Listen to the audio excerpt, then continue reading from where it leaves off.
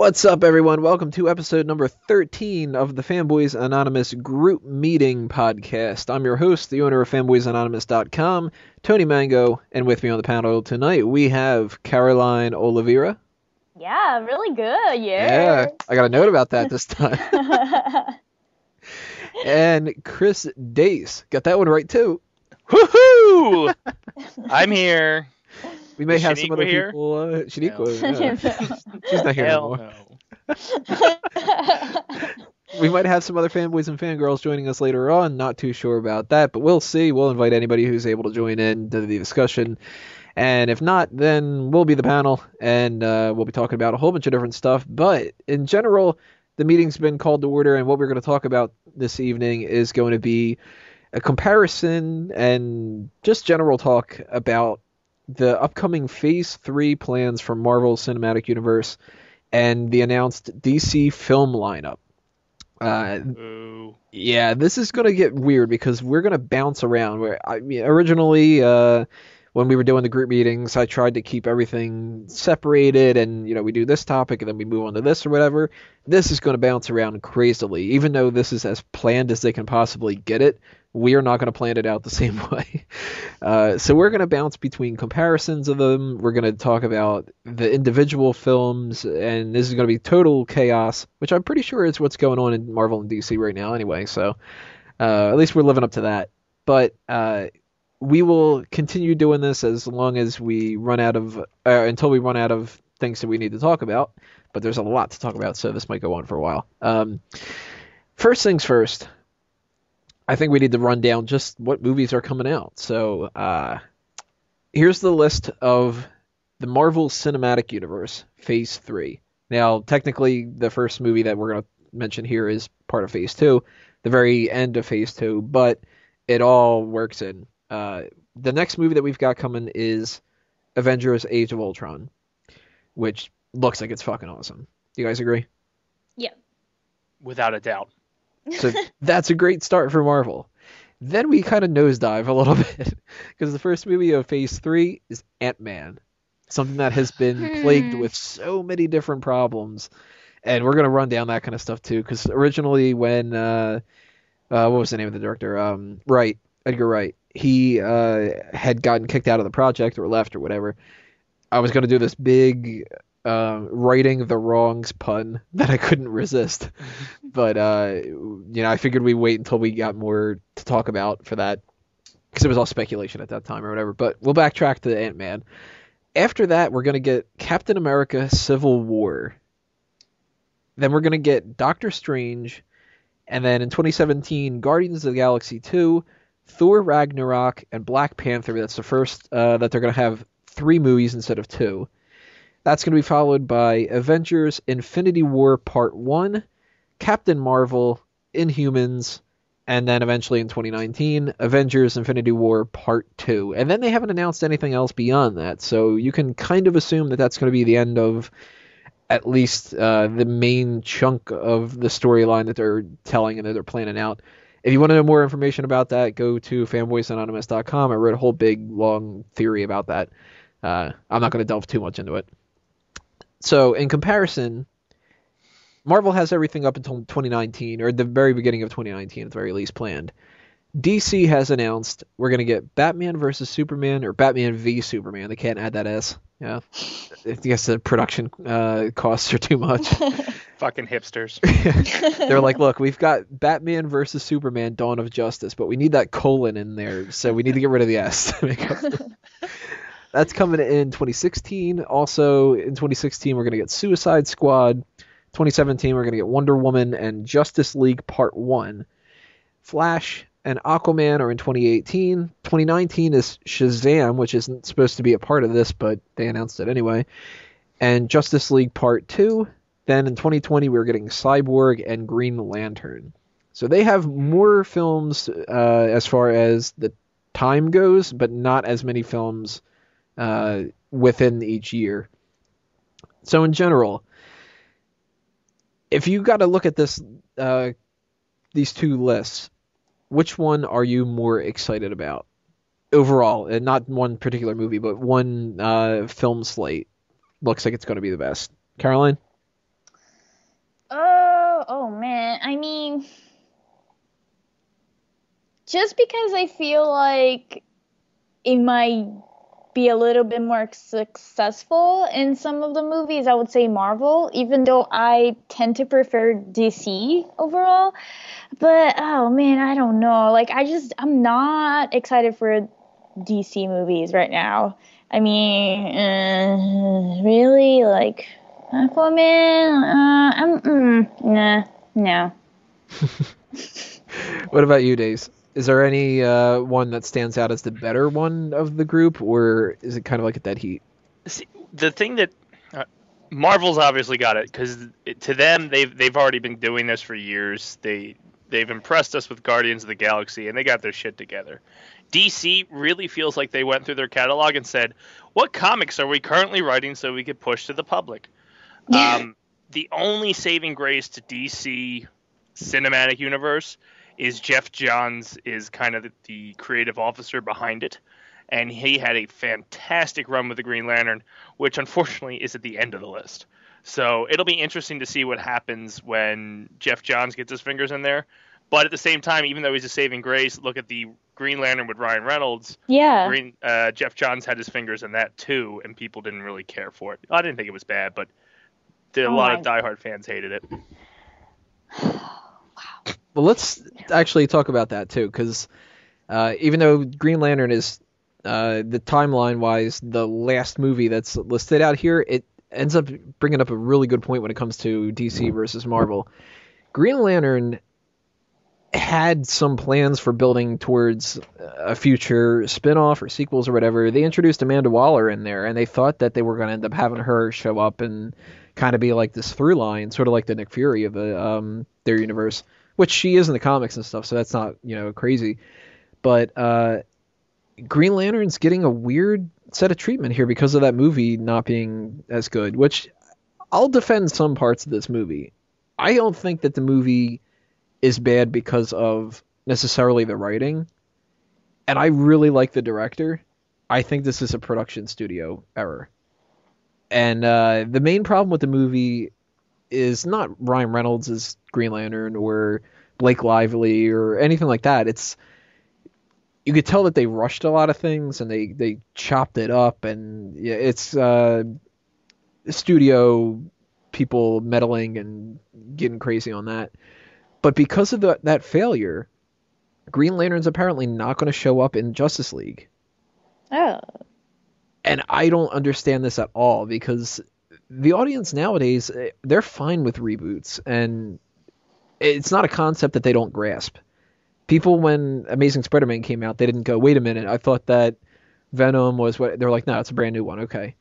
And you could do a brand new Green Lantern in Justice League, and people aren't going to be confused about the Hal Jordan that showed up in the Ryan Reynolds one. Or you can even, and I don't like this idea, but you can even use Kyle Rayner, Jon Stewart, or Guy Gardner, or Simon Baz, or Boz, or I don't know how to pronounce it. You know how to pronounce it? No. Yeah, whatever. Yeah, new guy. But they're going to end up waiting until 2020 to have a Green Lantern movie. And if he doesn't show up in Justice League, then at the very least, he's got to show up in Justice League Part 2 in 2019. But damn, that's a long time to wait just because the Green Lantern movie sucked. It's such a shame because the Green Lantern universe has so much behind it. And to me, it's one of their gems from that run from when Jeff revived Hal Jordan all the way up to the wars and Brightest Day, Darkest Day, all that stuff. And then Marvel's failed attempt at the Nova Corps. But they're in the Guardians of the Galaxy. Come on. Green Lantern can be its own franchise, and they're just not willing to take that jump. I'd definitely pour my money into it. Shut up and take it.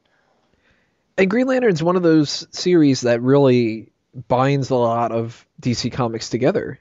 And they could do that in the movies, too. If we get Brainiac in Justice League, or we get Darkseid, or we get the White Martians or something like that, Green Lantern's a perfect character to be like, yeah, I came across some of those bastards in this planet. Or, he can be off-planet and not operating on Earth and show up in Justice League. And they don't need to explain anything. this is something that really confuses the hell out of me here. So if Jeff Johns is really kind of their Joss Whedon, or I guess maybe they're Kevin Feige, he's more than Joss Whedon. Yeah, I think he's what they made up some kind of role. He's like chief creative officer or something over at DC right now. Chief puppet master. Pretty much. Like, oh, you did really good with everything you've touched. Just do everything. I still say they should bring Bruce Timm into some of this. It wouldn't hurt. I mean, I really feel like they have no direction over there. Just by saying, yeah, we're going to do a Wonder Woman movie, maybe a Suicide Squad movie, The Flash, we got that guy. It's just kind of like they're pulling out names and stuff, like I said, right out of their catalog. Like, who has the most issues? They're going to the big screen. Or even the ones that they're not sure are part of the universe. They said Shazam is not going to be involved in Justice League. And there's all these rumors about a Sandman movie, and that's not going to have any connection. And then there's Justice League Dark, which they've been rumoring for years, which is supposed to have Constantine, which they have a TV show of. And now they're even saying that it might be a spin-off of the TV show, but they've already said the TV shows like Arrow and Flash are not a part of it. So it's like, fuck, make up your mind, God damn it. Like, I think that what it comes down to, it was what I think Chris said, is that Marvel knows what it's been working for them. I feel like DC's still trying to figure it out. It feels like they're in the dark and they're just shooting everywhere, hoping something hits. Like, something as big as Batman for them, which I guess still maybe one, like in the the movie screen. I mean, it's still, I guess, one of their biggest hits. But I mean, it's just weird. Like, they had the Wonder Woman TV series, which only lasted, I think, one episode or not even. It was horrible. That did so poorly. So to me, it's just, yeah, I agree. It's really weird that just because the Green Lantern didn't do a good job in the movie theaters, they're not going to have him till 2020. I don't know. I think they're just like, they have no idea what to do, and they're just like trying to see what works and what doesn't work. And yeah, which sucks for us, but not a lot of people know what's going on, I feel like. I kind of like, when it comes to DC, it's really a ballsy move on their part. They're assuming that Batman v Superman's going to be a hit. Right. Whereas Marvel just kind of tested the water with Iron Man, a not so well-known character at the time. And once that did phenomenal, like, all right, we're out the gates, let's get this stuff running. They're just like, they're saying, here's the Justice League in Batman vs Superman in minor roles. Enjoy it, and then we'll give you 10 more films after this. Well, what kind of seems weird to me? This is something that a lot of people are split about. I am a big fan of building up to things and starting at the ground level and then working your way higher and higher until you get to the payoff. And this is for a lot of things. I mean, for the wrestling fans out there, I always think somebody should come in, they should win like a tag title, then a mid-card title, then be in the upper mid-card, and then win the main event. Instead of like you're there for a couple months and then you're the world champion. I like the idea that Marvel started off with Iron Man, and at the end of it was, there's a bigger universe out there, but we're going to build up Hulk, we're going to build up Thor, we're going to go back and talk about Captain America, which is also going to fill in some gaps, and then we'll do Avengers. Instead of the DC thing where they were kind of just like, we've got Superman, Batman has just been doing this for a while, and yeah, you can kind of cheat with Batman. Everybody knows the fucking Batman story, so you don't need to do an origin again.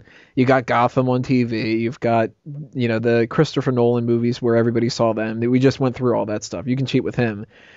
But can you really cheat with Wonder Woman, Flash, Aquaman, like all these other characters? Yeah. I got a big thing that I got to complain about Cyborg, but I'm going to wait for that. That's going to be a big fucking complaint. But they're thinking that they're going to do Batman v Superman, then Suicide Squad, Wonder Woman, and then Justice League. Suicide Squad's going to be like separate. It's going to be a spin-off of Batman v Superman with Lex Luthor and now the rumor is Harley Quinn and Joker and Deadshot and like 10 other fucking characters. So they're just like, no, yeah. They're like, these guys are cool. They're anti-heroes. Just like add them, all of them, right, to one project. And the casting doesn't even seem that promising for Suicide Squad. The blonde from Wolf of Wall Street really felt that she was in Wolf of Wall Street just to be eye candy. But she was great. I can't. That's what she does, though. I mean, come on, guys. I feel mean, really. With Harley Quinn, you need a lot of depth there. I agree, 100%. It's yes, she's one of the a sex icon for DC, but at the same time, there's a lot of troubled things going on in that brain of hers that makes her such a unique character. And then they just kind of went, "Well, you're the hottest thing on the market right now. You're gonna be a clown." Right, and I'm sure that she's gonna be dressed really appropriately for that role. It's awesome. It's just so ridiculous. Why don't they do that with the Joker? Why can't we have like a guy in a banana hammock just like walking around with Joker paint on his face? Like, it's just unfair. Joker? Yes. Did you see Jared Leto? Do you want me to say Penguin? Yeah, I'd like to see him walk Danny down the DeVito. street. I would, yes. Oh, hell yeah! Just with an umbrella covering his. Oh man. And one just little top fish hat. tie. Yeah. Yeah. He's got those little flipper finger things. You never know. For whatever reason, I'm mixing Danny DeVito from Batman Returns and Frank from It's Always Sunny in Philadelphia. I just see him wielding a gun and having no pants on whatsoever. I think that's really healthy. Right? There you go, DC. Put that on the big screen. I'll go watch it. DC, come on. That's the next season of Gotham. Danny DeVito replaces what's his face? Replaces the best character on the show. He's just gonna look at me, I got no pants on. And people are like, yeah, we don't know what the fuck we're doing with Gotham. We can fighting off fish heads, spitting them at people. The man. Totally pay to see that. But the way Suicide Squad's shaping up to be, it looks like what they're doing is Lex is going to be the main villain of Batman v Superman. And I'm still holding on to my theory that Batman v Superman exists only as setup. It's going to be, here's our reintroduction of Batman, and then the character is going to be presented as, you guys know Batman, right? Cool, here's Batman. They're not going to put any real time and effort into it. Superman's not going to really be doing a whole lot. He's going to be brooding in sepia tone next to his 45-year-old lover, Amy Adams. Hate that Should casting. Be rebuilding the damn city he tore down. Well, that's going to be Lex and Batman, I think. I think that's going to be the connection between them. Is Bruce is going to be looking at that as Superman destroyed it. So is Lex. Bruce, of course, at some point realizes, nah, and then joins Superman against Lex or whatever. But Lex is going to be a part of Suicide Squad, so something has to happen with the government and hopefully Amanda Waller. And it turns into Lex being a part of the government. Maybe he's a backup plan. Maybe it's something with Checkmate or OMAC, Brother Eye. I don't know. And I have no idea how the fuck Joker comes into this, but apparently that's the case. But I'm thinking Batman v Superman is there to set up Wonder Woman, Batman, Superman, Checkmate, Argus, whatever they're going to call Suicide Squad's Task Force X kind of thing. And at the same time, apparently we're going to get these cameos from other people. I'm hoping, and this is the only way I could see this working, I'm really hoping that what they do is they set up that Batman has been in true comic book form, and he is just spying on everybody with the Brother Eye satellite, and he knows Clark's identity. He's already figured out what's going on with this new Flash guy. He's already figured out Green Lantern Corps out there. Aquaman's in the fucking ocean. He's got all the files on everybody, and that's our introduction to them. Because when they can't just do a Flash movie and just have him already be Flash and then go back in time and do fucking flashbacks again, because you did flashbacks in Batman Begins, flashbacks all throughout Man of Steel. You're going to get flashbacks in Wonder Woman because that movie's apparently taking place in World War I or something. Yeah. I think World War II. Yeah, one of those two, yeah. And Okay, then Cap. yeah, and then flashbacks for Flash and flashbacks for Aquaman and flashbacks for Green Lantern and flashbacks for you can't fucking do that. I think it's crap that they have two awesome, especially Arrow, these awesome series on TV already building the universe. Use them. Don't be idiots. Everybody loves Arrow. Why would you not bring him into the fold? Probably because they added too many Batman villains into there. Yeah, but I forgot most of them already anyway. And they were minor ones. They got Ra's al Ghul in this season. I'm going to stick to they were minor ones. They knew that season was. They knew what they were doing before the season aired. They could have quickly threw Liam Neeson in there. He even willingly was going to come and play.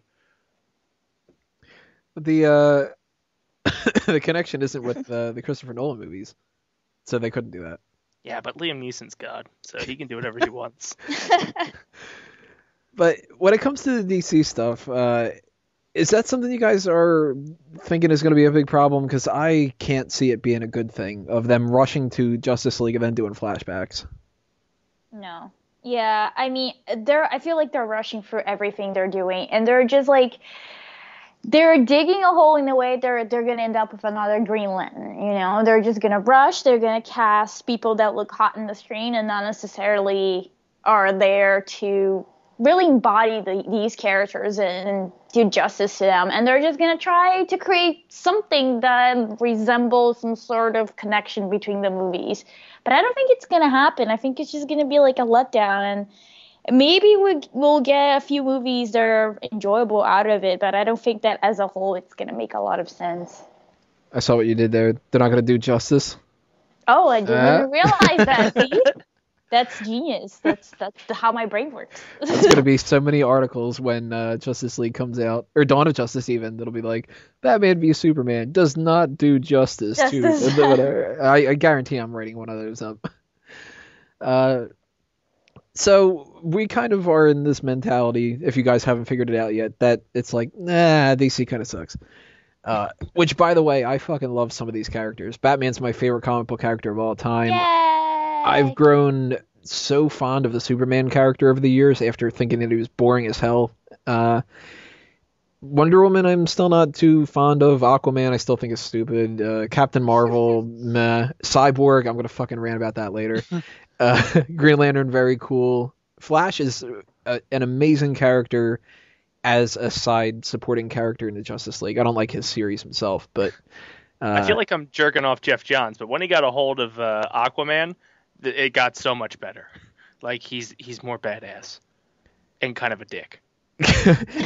Dick Aquaman, which sounds really horrible to say, is so much better than Super Friends Aquaman. You get the Arthur Curry smile, chip on the shoulder kind of sandy blonde hair dude. Not a big fan, but you get the Orin with the messed up hand, and he's just like, fuck you people, I'm gonna kill anybody that comes my way.